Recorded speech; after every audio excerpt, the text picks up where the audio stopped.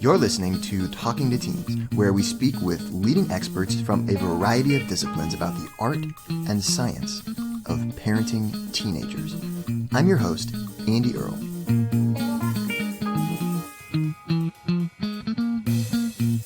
Today, we are here with Amy Morin. She is the author of the international bestseller, 13 Things Mentally Strong People Don't Do. She is the expert on parenting teens and child discipline for Very Well. She writes for Forbes, Psychology Today. Her TED Talk has over 7.5 million views, and she's here today to talk about her brand new book, 13 Things Mentally Strong Parents Don't Do, raising self-assured children and training their brains for a life of happiness, meaning, and success.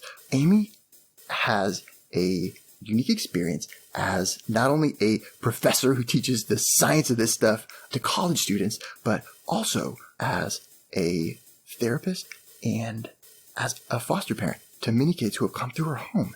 And she shares these amazing insights in her book. We can't wait to get her on the show here and start talking about how you can instill mental strength in your teenager and how you can really capitalize on moments that most parents might see as a bad thing, how you can start seeing those as a good thing and actually using them as opportunities to teach your teenager really important skills. So can't wait to start talking about all of that and more. Amy, thank you so much for being here. Well, thanks for having me. I'd love to just dive into this book. This is the follow-up to the first book, which was 13 Things Mentally Strong People Don't Do. And now we have 13 Things Mentally Strong Parents Don't Do. There's so much content in here, but I'm really curious. Why did you think, after writing the first book and getting such a positive reaction on it, that we needed a more specific book for parents? It really came out of the questions I had from readers. I kept getting the same question over and over again, where people kept saying, how do we teach kids how to be mentally strong? And I could have written a book for kids, but I don't know too many 10-year-olds that would read the book and then be able to apply it. So I really wanted to teach parents, how do you become a mental strength coach? Because I think, the other comment I kept getting from readers was, I just wish I would have learned this 20 or 30 years ago. So I think it would be so powerful if we can start teaching kids how to do this stuff now so that when they grow up, they'll already have a whole bunch of tools that they can use.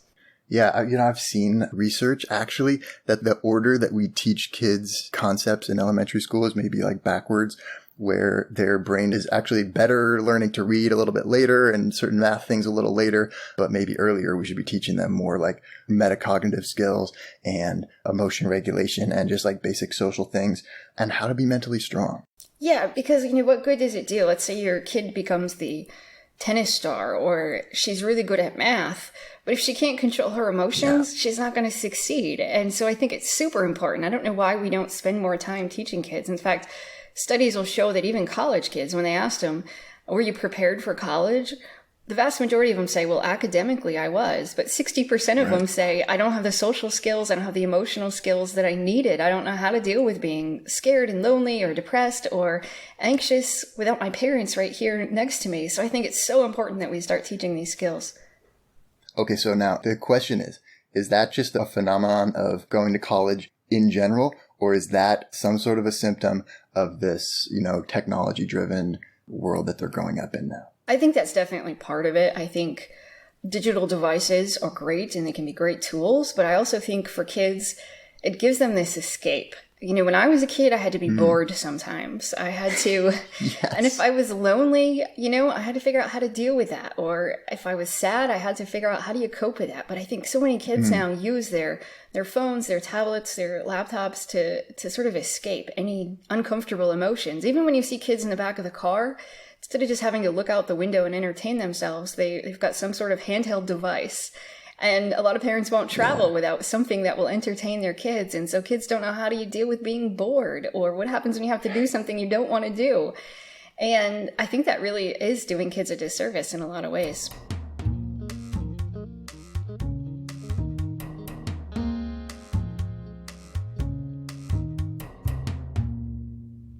So just the other day, over the weekend, my young cousin is 8 years old, and he's on the flag football team.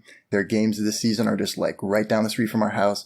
So we've been going every week and it's a total blast. You know, they're really short. But so it was the Super Bowl, the final game this weekend, and they won first place. You know, he was like so excited. This kid is just like a natural athlete. He's like involved in every play, you know, he's just like all over the field. But so his mom was telling me that he just tried out for an indoor soccer team recently, a really good one, and he didn't get in. And it was kind of the first time. He's such a natural athlete, you know, 8 years old. He's everything he's ever tried to do, you know, he's totally been the best kid on the team.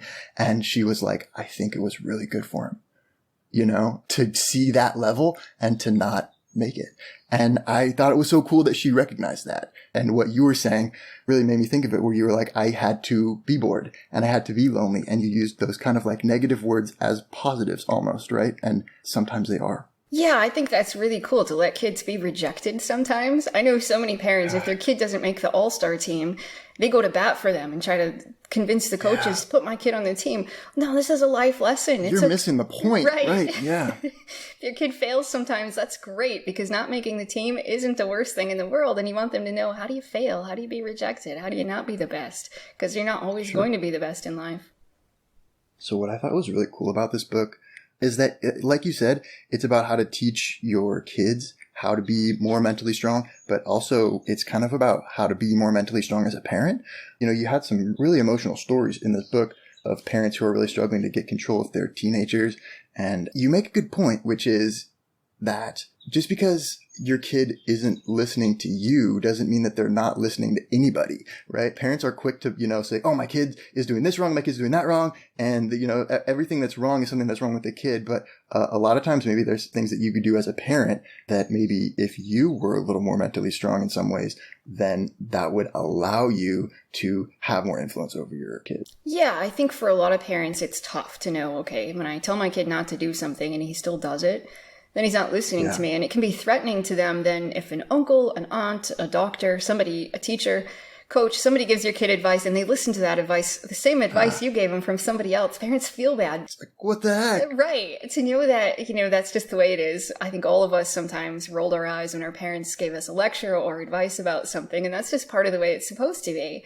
But to know that as a parent, your kids pay way more attention to what you do rather than what you say. And so if you are dealing with tough things in your life in a way that is healthy, then your kids learn how to deal with that by watching you. And even though you think that they're not watching, they are. And they're picking up on all of these little things. How do you handle problems in your life? Or do you spend a lot of time complaining? Or do you go in there and solve problems in a creative way? All of these things that you do every single day is what your kid is picking up on.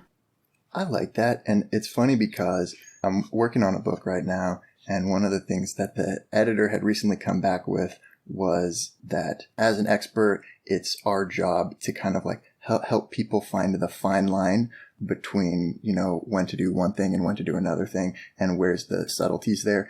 And there's an idea in your book that I really liked called Speak Up or Shut Up.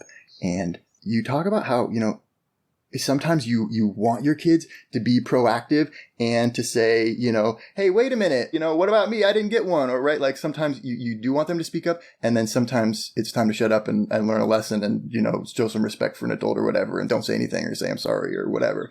And kind of helping them to find that line. I wonder how you do that as a parent. Yeah, that's a challenge. I think how do you teach your kid to advocate for themselves, but to advocate at the right time? Yeah.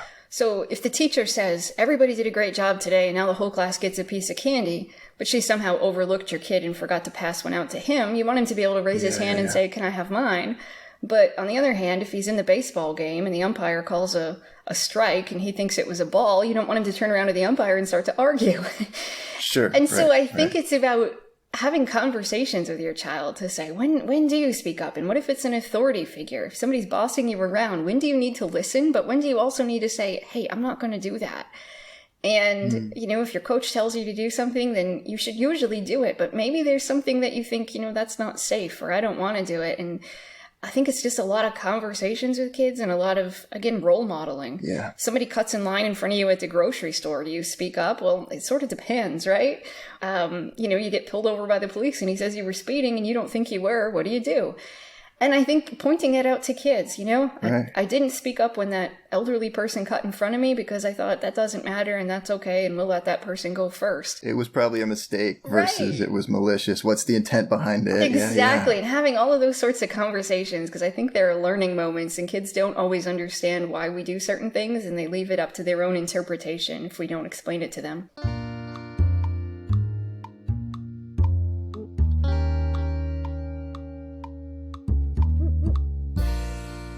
You were talking about how sometimes you might need to talk about encouraging them to speak up more, and sometimes you might need to be encouraging them, not to.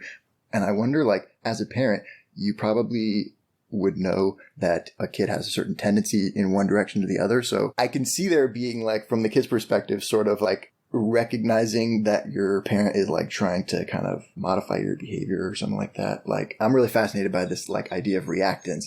I think it's just so big with parent-child dynamics, especially during the teenage years where kids are trying to differentiate from their parents. So if you got a shy kid, then when you have this conversation, you're going to be like mostly trying to encourage them like on times when they can speak up more, right? Do you think that we ever have to kind of like watch out when we're having those types of conversations? And how do we keep that in mind or do it in a way that doesn't cause a defensive reaction in a kid?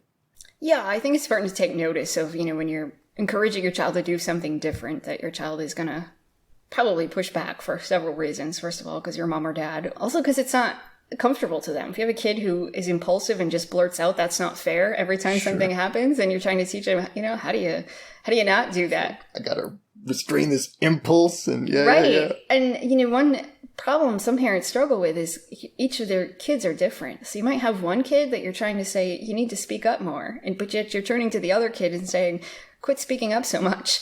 And from kids' perspectives, they think, well, that's not fair. I don't understand. So again, I just think it's about having ongoing conversations and explaining, what are the pros and cons? If you speak up and you yell at the umpire, what might happen? And just talking to kids about the consequences. And sometimes it's about letting them make mistakes and letting them face the natural consequences. If you speak up to your coach and you say, I'm not going to do that, well, maybe you don't get to play in the game. Or if you speak up to your teacher and say, I deserve an A even though I got 12 answers wrong, well, let's see what your teacher says to you about that. And so I think, there's a fine line and there's no right or wrong answers. And sometimes for parents, it's an experiment. Well, let's see what happens if I let him make this mistake. And then is he going to learn a lesson from it too? So you have a really unique experience on the differences between kids because of your experience as a foster parent. You write about this in your book, like all these different kids who have come through your home and who you've cared for. It must just give you a really unique lens into kind of how unique each kid is and how you need to adapt to different kids. So I wonder if kind of what you were just saying is like you run like little tests almost, like see what happens if we let them fail at this or see what happens. Is that like your process, or how do you kind of rapidly like sort of assess like where a kid is and how you might have to like behave differently yourself? Yeah, it's an experiment sort of in itself. So when I get a foster child, sometimes I get a call at 2:00 in the afternoon and somebody says, hey, can you take this kid? They're going to be there in an hour. Wow. And I basically have no information other than when somebody drops them off, they hand me a few pieces of paper and give me maybe a 10-minute rundown, and then they leave. And I'm with this child that is we're strangers. And I have no idea, what sort of things I might encounter. So it's sort of like starting out fairly strict and having some tight rules, and then figuring out how much can I relax those rules, how much can I let them explore while trusting that they're going to be okay. Interesting. Yeah, so I do a lot of that where, sometimes we loosen the reins a little too much and you got to tighten them back up. But I think it's similar for parents. As your kid grows, you have to figure out how much can I loosen the reins? How much freedom can I give them? And then when they mess up, to know, okay, are they learning a lesson from this? Do I need to step in and give them more guidance? Do I need to teach them certain skills that they don't have yet? There's no right or wrong answer when it comes to parenting decisions. It's more of an art than a science, I think, a lot of times. But it strikes me that the method you describe is such a microcosm of parenting in general, right? Right. Of starting strict and then relaxing, and seeing how much you can relax until you kind of get to, I guess, what we were talking about earlier, finding that fine line between how do you walk the line between giving them more freedom and holding firm to, some kind of rules, and where does that line need to be for this particular kid? And it's probably different in every situation. I think that's so interesting. So you talk about teaching teenagers to tolerate fear, which I think is cool. We touched kind of on emotional regulation, but we do alcohol research in our lab, adolescent risk behaviors, and I think a lot of that really comes down to emotion regulation. Students who are using substances to cope with negative affect of various kinds. You talk about normalizing your teen's uncomfortable feelings by kind of talking about the stuff that's happened to you as well. What else are good ways to help teens learn about tolerating fear? I think it's having some conversations about it. We tend to minimize kids' fear, and we think we're doing them a favor by saying, oh, it's not a big deal, or that presentation will be over before you know it. Don't even worry about it. Well, they are worried about it. So it's better to talk to them about it. Yeah. What are your worries? What's the worst thing that could happen? Tell me about it. What's scaring you? And then talk about, how do you cope with that scary feeling? Maybe you decide I'm going to call a friend. Maybe I'm going to write in a journal. But to give them concrete coping strategies, and to know that just because something feels scary doesn't necessarily mean you shouldn't do it. And with teens, you walk a fine line, right? Sometimes we know teens take really ridiculous risks, whether they're speeding in a car, or they're experimenting with drugs, or they're out there doing this sort of crazy stunts. Yet giving a presentation in class is terrifying. I think, well, I can't do that. Yeah. And so to have conversations about, danger and actual risk, and, how your fear isn't related to the actual level of risk. Just because it feels scary to give a presentation to your class doesn't mean it's actually dangerous. But on the other hand, just don't minimize their fear, but to acknowledge, when something feels really scary, how do you get through it? Maybe your heart beats fast. Maybe your face turns red. Your palms get sweaty and you start thinking everybody's laughing at me. Whatever it is, but to know, we all experience that sometimes. And how do you get through it? I mean, this just is like such a theme of your book, I think, that those kinds of negatives are actually positives, kind of like we were talking earlier, right? I love what you're saying. An instance where your teenager is having some anxiety, is like afraid, and the reaction as a parent is just to like assuage the feeling, or, it makes us feel bad too if our kid is feeling bad, I think, right? So it's like we want to just like stop this negative feeling as fast as possible. But it's like, actually, this isn't something bad that we want to get rid of. This is like, we want to explore this. This is good because it's an opportunity for us to teach them some mental strength skills. And I always love when you can like just adjust your mindset like that and start to see things from a different perspective. And that one's really cool, I think. Yeah, I think any opportunity when you look at your child struggling with anything is to say, what skills can I teach my child? How do I turn this into a teachable moment? And give them that gift rather than just trying to take that away from them, rather than solving the problems for them or convincing them that their concerns aren't a big deal. Teach them, how do you deal with problems in life? Amy, thank you so much for taking the time to write this incredible book, because I know this was not an easy thing to write. It's massive. I really hope that lots of people pick it up, because it's an incredible book and packed with a lot of great insight and backed by research. Well, thank you so much. We're here with Amy Morin talking about things that mentally strong parents don't do. And we're not done yet. Here's a look at what's coming up in the second half of the show. For so many families, it's been eye-opening. They said, I got to know my kids sort of on a deeper level, because when they're talking, I just hear what comes out of their mouth. But it's like when they write in a journal, it's like I get to know what they're also thinking. I can't tell you how many parents have come into my therapy office and they say, well, I don't let my kid use technology. And the parent leaves the room and the kid says, well, I've had a blog on Tumblr for 5 years. And parents just have no idea. And, I think it's much better to just educate yourself.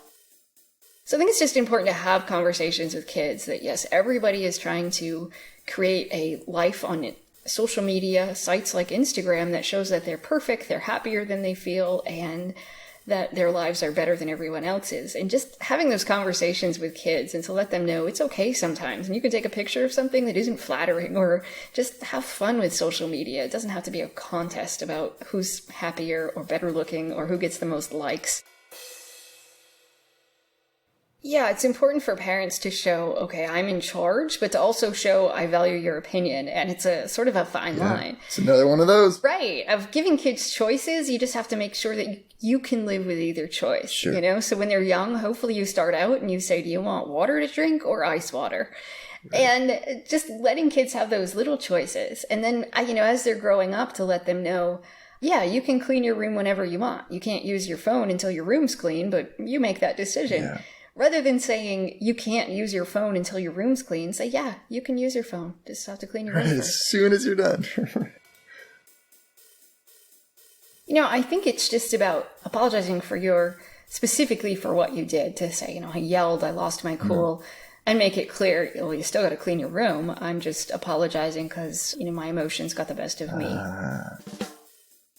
So many kids, I think, grow up and say, well, I can't do that because my parents said I can't.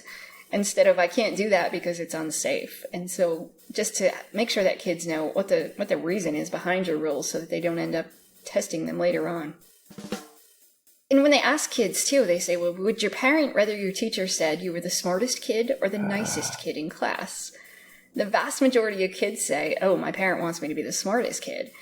And then when they ask the parents, what would you rather have? Almost all the parents said, I'd rather have the nicest kid in class. Want to hear the full interview? Sign up for a subscription today.